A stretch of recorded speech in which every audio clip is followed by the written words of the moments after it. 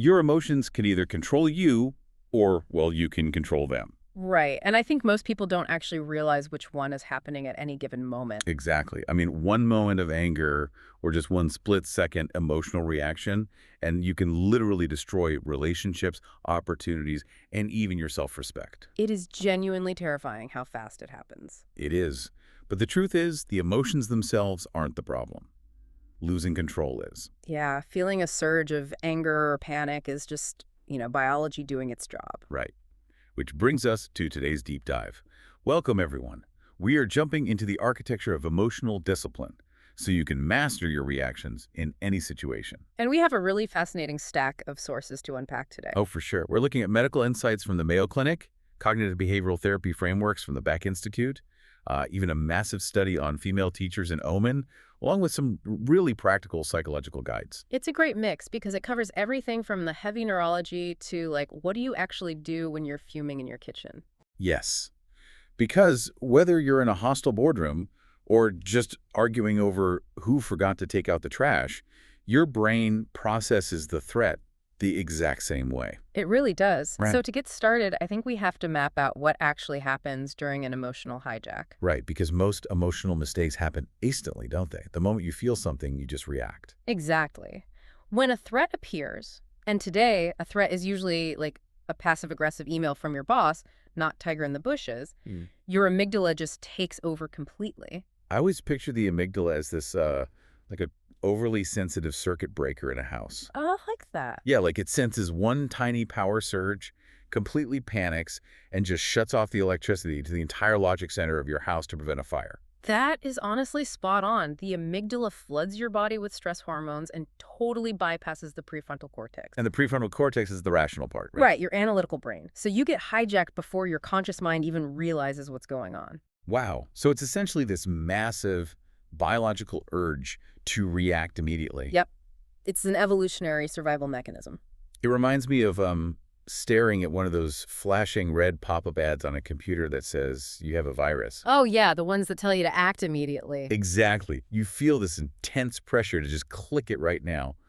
But if you literally just take your hand off the mouse for 10 seconds, your logic reboots, and you realize it's a total trap. Which perfectly aligns with what Dr. Ibrahim Al-Quaid talks about in our sources. He champions this thing called the 10-second rule. Okay, break that down for us. So when you feel that initial surge of emotion, you deliberately stop. You take a deep breath, and you wait 10 full seconds before you do or say a single thing. I mean, 10 seconds sounds almost too simple, right? Like, what is physically happening in my brain while I'm just sitting there? You are literally waiting for electrical signals to travel. Wait, really? It takes that long? Yeah, it physically takes time for your brain to move processing power away from the amygdala and boot up that analytical prefrontal cortex. Oh, wow. So you're letting your logic catch up with your adrenaline. Exactly. And Al Jazeera actually reported on this too, looking at how immediate reactions are almost universally impulsive. Like firing off a furious email. Yes, the classic angry email. Just delaying, pressing send, like physically stepping away from the keyboard, is this incredibly powerful response mechanism. Because it saves you from the inevitable regret of that hasty reaction. Exactly. And the Mayo Clinic's anger management protocols rely on this exact same foundation. Their main advice is just think before you speak. Which buys you time to choose your response, but I assume it also gives the other person a moment to cool down. Right, gives them a second to sit in the silence and collect their own thoughts, which breaks the momentum of a fight. Okay, so that brings us to a huge point. The feeling is natural, but acting on it is a choice. Totally. You do not have to respond the moment you feel something. Control starts with that pause. But let me push back on this a little bit, because I think a lot of people listening might wonder, if we are pausing and we're not reacting, what do we do with all that adrenaline? That is the million-dollar question. Right, because society basically tells us to keep a stiff upper lip. Just put on a brave face, bury the anger, and keep going. Which is terrible advice, biologically speaking. Is it? Because it feels like that's what we usually reward as professionalism. Are you saying that holding it in makes things worse? Science says it absolutely makes it worse. Control is not about suppressing feelings. And to prove that, we can look at this incredible study done in Oman. Oh, the one with the teachers? Yeah, they studied 500 female teachers in first cycle schools. Which means they're dealing with young kids all day long. Right. Talk about a high-stress environment that requires constant emotional regulation. A classroom full of kids is like the ultimate testing ground. Seriously.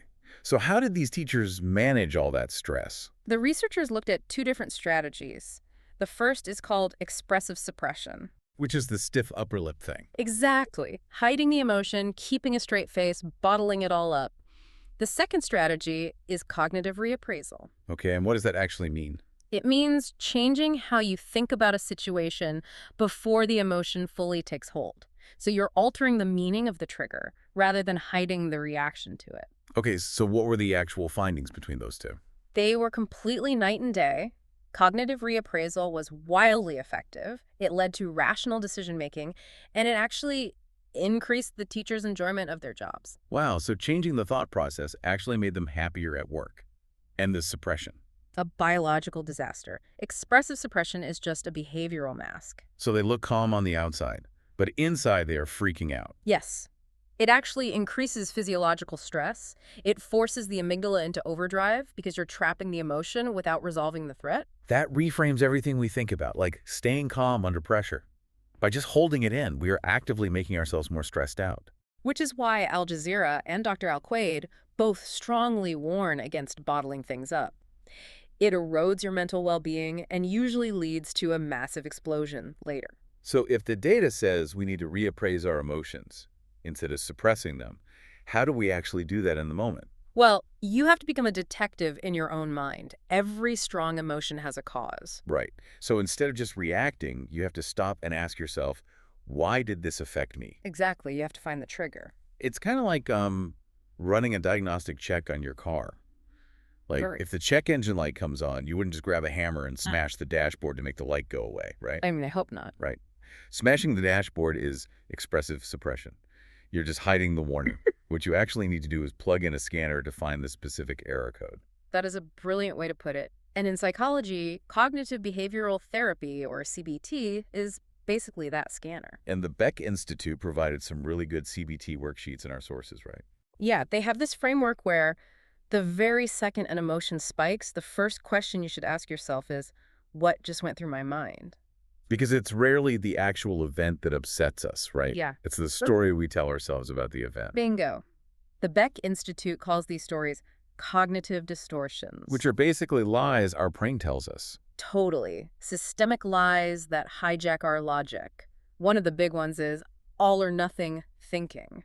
Like, if I make one tiny typo in an email, I'm a complete failure. Exactly. Or there's catastrophizing. Yeah. Your boss messages you, hey, we need to chat later, and your brain instantly decides you're getting fired. Oh, I do that one all the time. We all do. Another one is emotional reasoning. That's when you believe something is a fact simply because you feel it. Like, I feel stupid in this meeting right now, therefore everyone else must think I'm an idiot. Right, which is just a distortion. It's an error code. So how do we clear the code?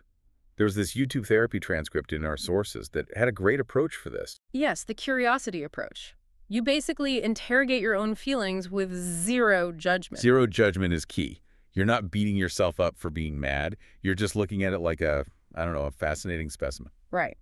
You ask yourself, did this situation trigger an old memory? Did it hit a sensitive spot? Like, does this confirm some negative belief I already hold about myself? Exactly. Say your partner leaves a dirty coffee cup on the counter and you absolutely lose it. Right, it's never really about the coffee cup. Never. If you use cognitive reappraisal, you might realize, oh, my brain is running a distortion that says, if people don't clean up after themselves, they don't respect my time. Wow. And once you name that distortion, the surface level anger just kind of deflates. Exactly. You've reappraised the situation. Now it's not a screaming match about a mug. It's a calm conversation about shared respect. Okay, but let me play devil's advocate for a second. Looking for it. That level of deep analytical self-reflection sounds amazing if you're only mildly annoyed. But what if the rage is just overwhelming? Like a full-blown amygdala hijack. Yeah. If your prefrontal cortex is completely offline, trying to use CBT feels a bit like bringing a calculator to a knife fight. That is entirely fair. There is a biological ceiling. When you hit total overwhelm, you literally cannot think your way out of it. So what do we do when our brain is offline? That's when you have to hack your physical environment and your body to force a hard reset.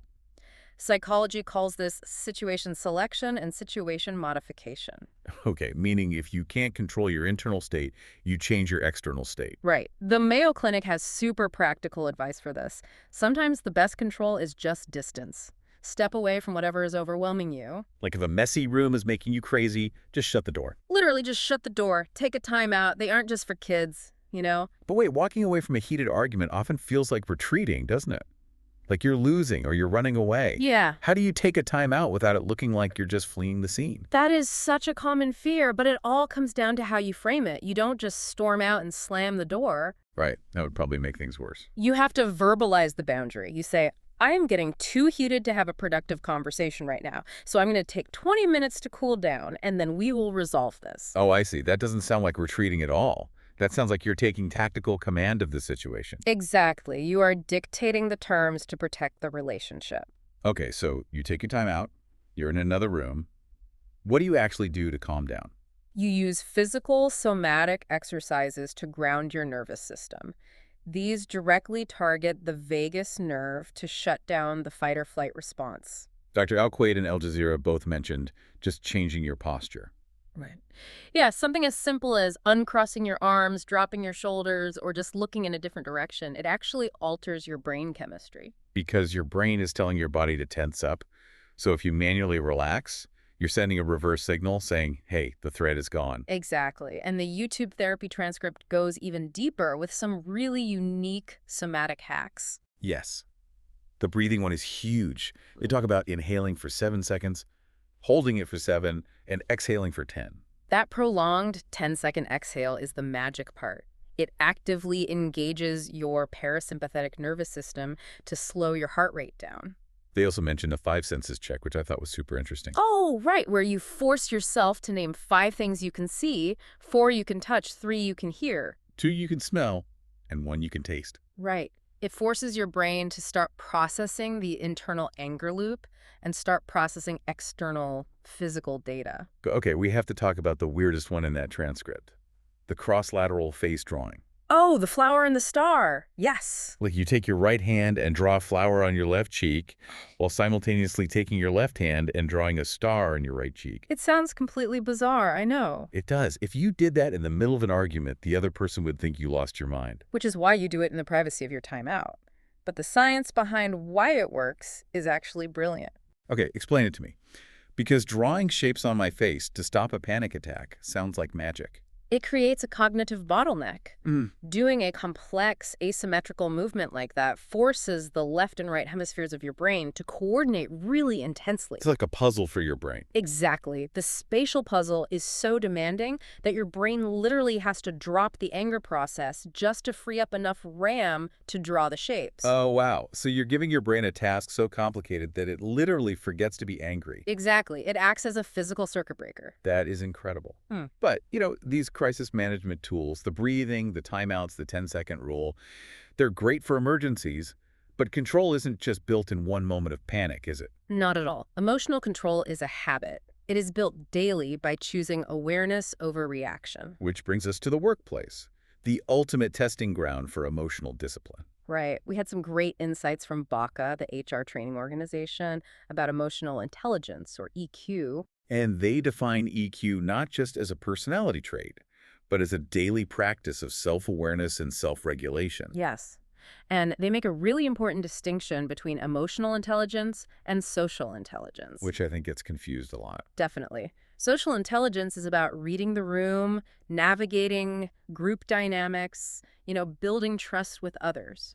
But emotional intelligence is managing your own inner state. Exactly. You can't navigate team dynamics if you are constantly held hostage by your own internal frustrations. Right, like if you're super stressed about a project deadline and a coworker just asks a simple question and you completely snap at them. We've all seen that happen. That's a failure of internal EQ bleeding out into the social environment.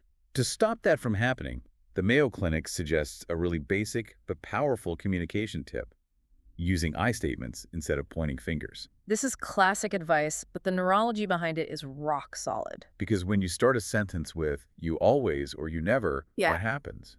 The listener's amygdala instantly fires up. Their brain registers the word "you" as an attack, their cortisol spikes, and they go right into combat mode.